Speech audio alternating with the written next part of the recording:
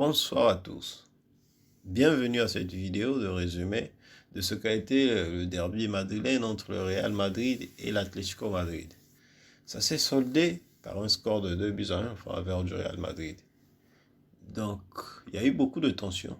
On s'attendait bien qu'il y aurait beaucoup de tensions, vu les déclarations de Koke, capitaine du Real Madrid, après son match de Ligue des Champions, qui a dit quelque chose du genre: si Vinicius danse au Metropolitano, il y aura certainement problème. Et les médias ont repris, ça a été thème de beaucoup de débats en Espagne, à tel point que le président des agents des joueurs, Pedro Bravo, espagnol, qui a dit au Chiringuito que Vinicius devrait respecter un peu plus ses adversaires. S'il voulait danser, il devrait le faire au Brésil. Il pourrait aller au Brésil, danser au Brésil. Sur le terrain de jeu, il doit jouer au foot et d'arrêter de faire le singe.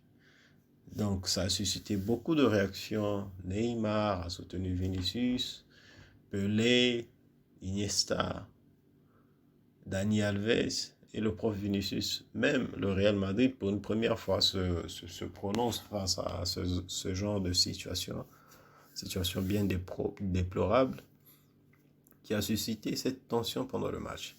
Donc ça a commencé par une pression très haute, une disposition en 4-4-2 de formation de la part de l'Atlético Madrid, en protagonisant les joueurs les plus physiques, je m'imagine, pour essayer de ravir le ballon dès le milieu et puis monter une contre-attaque très rapide et s'offrir les avantages du match. Donc, stratégie qui n'a pas marché, vu qu'en face, il y avait un 4-3-3, pardon, avec Tchouaméni,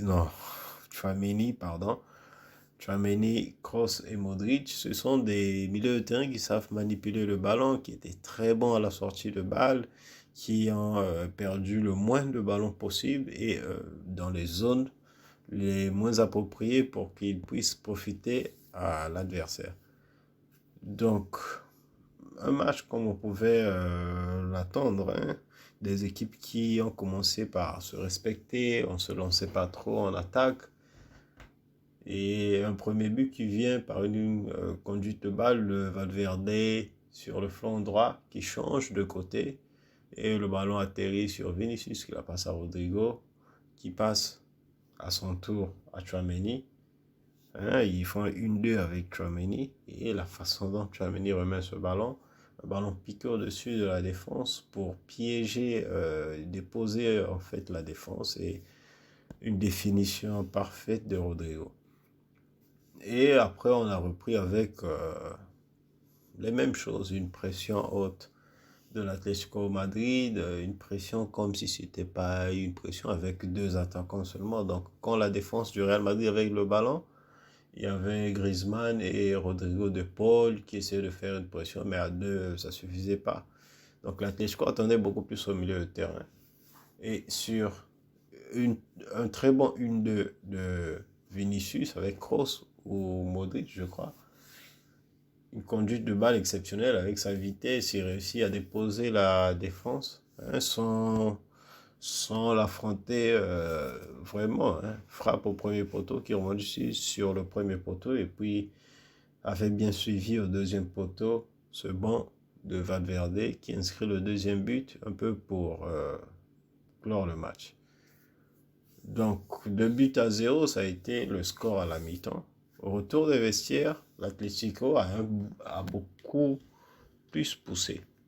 Donc c'est un 4-4-2 très haut, une pression très haute de l'Atlético Madrid et le Real Madrid qui a tenté mais qui n'a pas pu finir le match, surtout avec Vinicius. Aujourd'hui, vraiment pas trop au rendez-vous. Il a eu ce détail de ce but, cette action magnifique, mais il a quand même beaucoup perdu des face-à-face. Il a trop cherché le dribble pendant qu'on lui avait mis des joueurs très physiques en défense. On rappelle que le latéral droit de l'Atlético Madrid aujourd'hui a été Llorente, joueur qui est milieu latéral. Je ne l'ai jamais vu jouer comme latéral. Donc, El Cholo l'a mis au poste de latéral beaucoup plus pour son physique, pour sa vitesse, pour essayer de contrer ce banc de Vinicius. Donc avec l'Atlético Madrid, il a fait beaucoup de fautes, énormément de fautes et assez de cartons d'ailleurs, vu que c'était le plan, un match physique, aller avec tout, partir avec tout son corps, avec toutes ses forces pour essayer de prendre ce ballon. Donc ce qui a causé tout ce nombre de fautes. Donc beaucoup de pression pour enfin ne rien faire, quelques tirs en dehors de l'aire de jeu, en dehors de la surface, pardon, la surface de réparation. Et un but qui vient sur corner, qui est répondu sur l'épaule du défenseur après une très mauvaise sortie de Thibaut Courtois.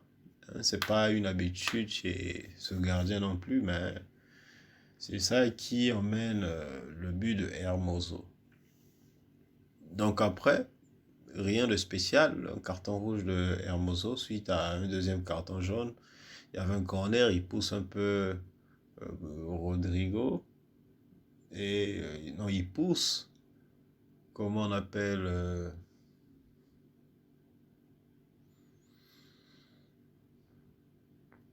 Ceballos pour son deuxième carton jaune, ce qui fait un carton rouge.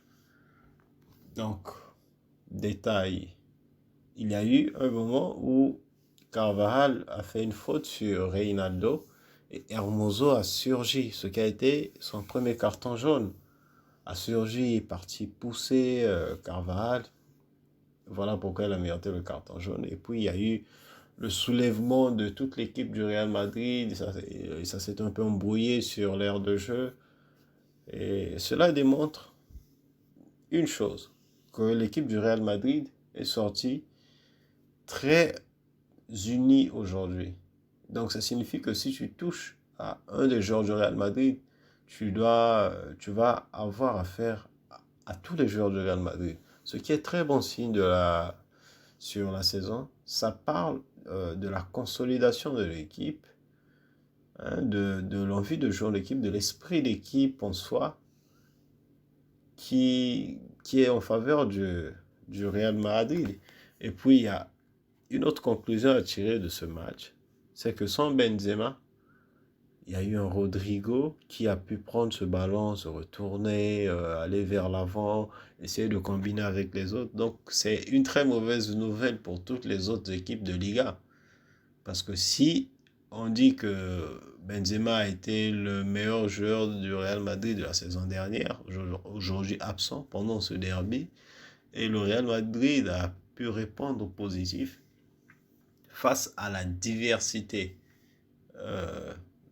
grâce plutôt à la diversité de jeu de ces joueurs. Il y a Alaba qui peut jouer comme défenseur central ou comme latéral gauche.